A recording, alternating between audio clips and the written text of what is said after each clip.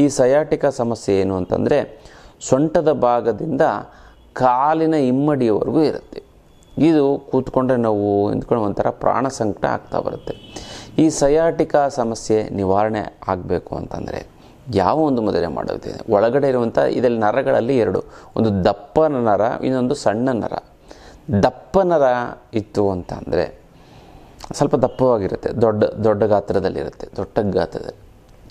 ಈ ಒಂದು ನರದಿಂದ ಸಮಸ್ಯೆ ಆಗುತ್ತೆ. ಅದಕ್ಕೋಸ್ಕರ ಯಾವ ಒಂದು ಮುದ್ರೆ ಮಾಡಿದ್ರೆ ಅನುಕೂಲ ಆಗುತ್ತೆ ಅಂತಂದರೆ ನಿವಾರಣೆ ಆಗಿಬಿಡುತ್ತೆ ಸಯಾಟಿಕ ಸಮಸ್ಯೆ ಅಂದರೆ.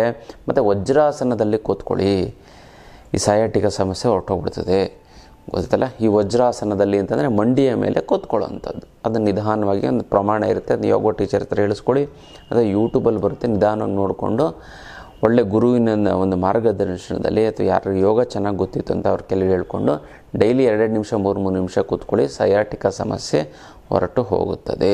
ಮತ್ತು ಯಾವ ಮುದ್ರೆ ಮಾಡಿದ್ರೆ ಅನುಕೂಲ ಆಗುತ್ತೆ ಅಂತ ನೋಡಿದ್ರೆ ಹೆಬ್ಬೆರಳು ಪ್ಲಸ್ ತೋರ್ಬೆರಳನ್ನ ಸಂಪೂರ್ಣವಾಗಿ ಮಾಡಿಸ್ಬೇಕು. ಮಧ್ಯದ ಬೆರಳು, ಉಂಗುರದ ಬೆರಳು, ಕಿರುಬೆರಳನ್ನ ನೇರವಾಗಿರುವಂತೆ ಎಚ್ಚರ ವಹಿಸಬೇಕು. ಇದು ಮಾಡ್ತು ಅಂತಂದರೆ ಖಂಡಿತವಾಗ್ಲೂ ಕೂಡ ಚೆನ್ನಾಗಾಗುತ್ತೆ, ಒಳ್ಳೆಯದಾಗುತ್ತೆ. ಎಷ್ಟು ನಿಮಿಷ ಮಾಡಬೇಕು ಅಂತಂದರೆ 15 ನಿಮಿಷಗಳ ಕಾಲ ಮಾಡಿ, ತುಂಬ ಚೆನ್ನಾಗುತ್ತೆ, ತುಂಬ ಒಳ್ಳೆಯದಾಗ್ತಾ ಬರುತ್ತೆ.